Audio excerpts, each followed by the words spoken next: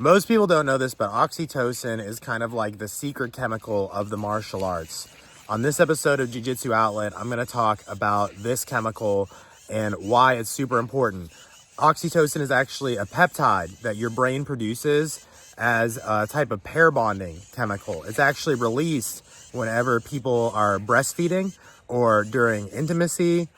And it's also released in cuddling, or if you ever have like a long contact with your dog as well. It can also be released, or really just any sort of long physical contact with another being that lasts longer than about 30 seconds. If it goes longer than about a minute, then even more is produced. So what does this remind you of? Jiu-Jitsu and rolling, sparring, doing martial arts with someone. And I really feel like oxytocin is something that like doesn't get talked about a lot. And we've talked about it on this show before, but it's a peptide. It's super powerful, and it actually serves to basically help people feel like they're a part of a tribe. So oxytocin is that feeling that you have when you kind of like click with another person and realize like, oh wow, this is my tribe, this is my person. Not really in like a romantic sort of way necessarily, although oxytocin is released during romantic relations and stuff like that. But it's also released, you know, if you're giving a long hug to a friend, or if you are, again, grappling with someone, or if you're engaged in, I don't know, really just anything where you're touching someone longer than a minute. It seems like oxytocin is released. And, yeah, so obviously jiu-jitsu, like this can really kind of explain a lot. Like it's almost kind of like a meme in the jiu-jitsu community where you see like people talking about the jiu-jitsu bros and how there's like a special little bromance there and stuff like that.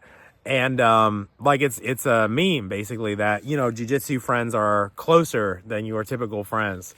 And I've seen it a lot. I've been training for 14 years, and it's you know, it's a common thing that people like poke fun at, you know, that you're rolling around with all these guys. What are you guys in love or whatever, spending all this time together and stuff like that.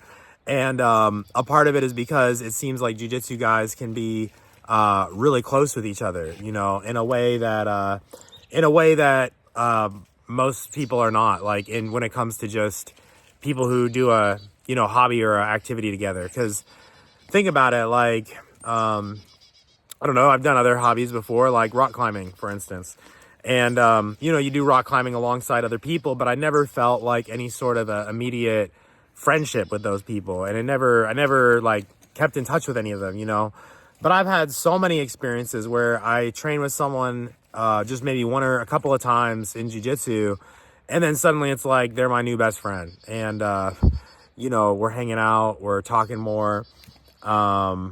Yeah, and it's like you just, I don't know, maybe that's just me, but it seems, but I know it's not just me, because I've talked to a lot of people on the podcast who have said that they've had the same experience. It's like a very, almost a tribe sort of thing, I think. Like, these are the folks that I'm training with for battle sort of feeling.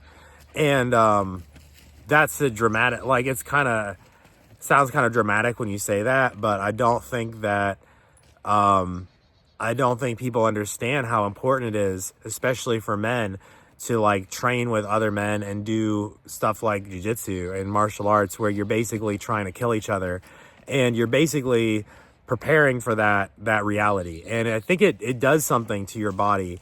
And yeah, specifically it releases oxytocin. I mean, it does a lot of other chemical stuff too. Like it releases dopamine, it boosts testosterone. There's a causal link between dopamine and testosterone, so those two are actually intertwined.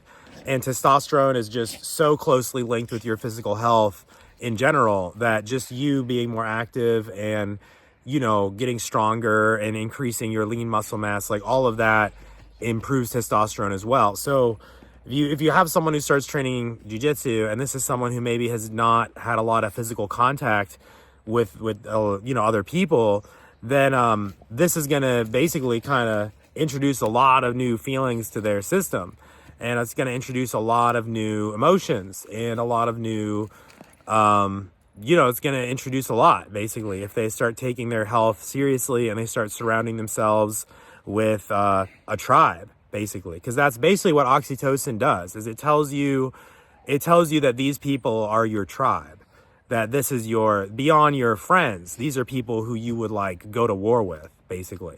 Like those are the hormones and chemicals or peptides or whatever that's what's getting released. The same sorts of things that would get released when you're actually preparing for actual combat and going to war and stuff like that. And just how the same, strong bond gets formed between people in combat. I'm not saying that, going to war is just like going to jiu-jitsu, but the same sort of thing happens. I'm not saying it's the same thing, but it's on the same spectrum, And I think when men are doing really challenging things together, it bonds them together in a way that is felt at the biological level. I think that's what I'm trying to say with this now 7-minute rant.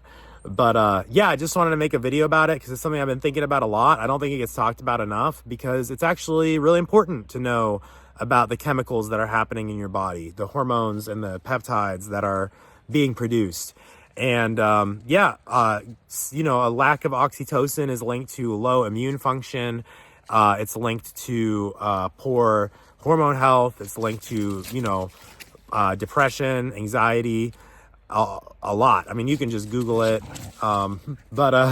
There's a lot, you know what I'm saying? And there's a lot of bad stuff that happens to you if you're depleted in it, just like how if you're low in testosterone or any important hormone or peptide or anything, you're going to suffer, right? So oxytocin is the same. And I think that especially during the pandemic, we saw a lot of people who were isolated and oxytocin was kind of at an all-time low.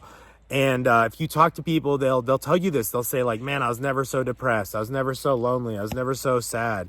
And, stuff like this is what I heard, from people during the pandemic and after.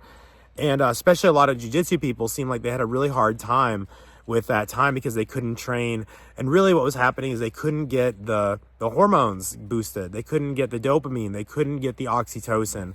They couldn't get the testosterone pumping. All of these chemicals that are actually addictive in a way. But it's good stuff to be addicted to because it's the stuff that helps your body to function happily.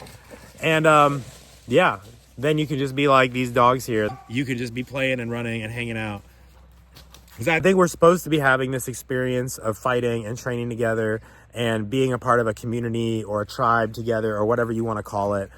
And I think oxytocin is a super important part of that. And I think it helps explain why you might feel like closer with your jiu-jitsu friends or people at jiu-jitsu, especially after a shorter period of time. Like, I'm not saying that you're just going to automatically be best friends with everyone at jiu-jitsu, but rather that you might find it a lot easier to become friends with them after you roll with them. And you might not really have a good explanation for it until now. So anyway, let me know in the comments, what do you think about this? Do you think this is all just a load of crock and the chemicals in your body are having no impact on you? I don't know, but let me know if you think that, and if you think I'm full of baloney. But look into it. I encourage you, look into it, as Eddie Bravo would say. Do some Googling around it because I think you'll be very interested to see just how important this is. And I think it could help explain too why jiu-jitsu a lot of times has like a different vibe than other martial arts, like the striking martial arts.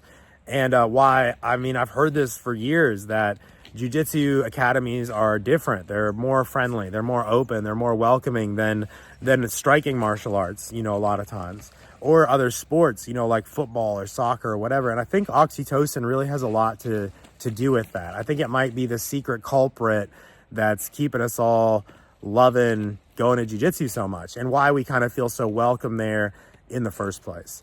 So anyway, I think I've ranted enough. Have a good day and subscribe to the channel if you have not already. Peace. I'll also put up some other videos about the science behind jiu-jitsu.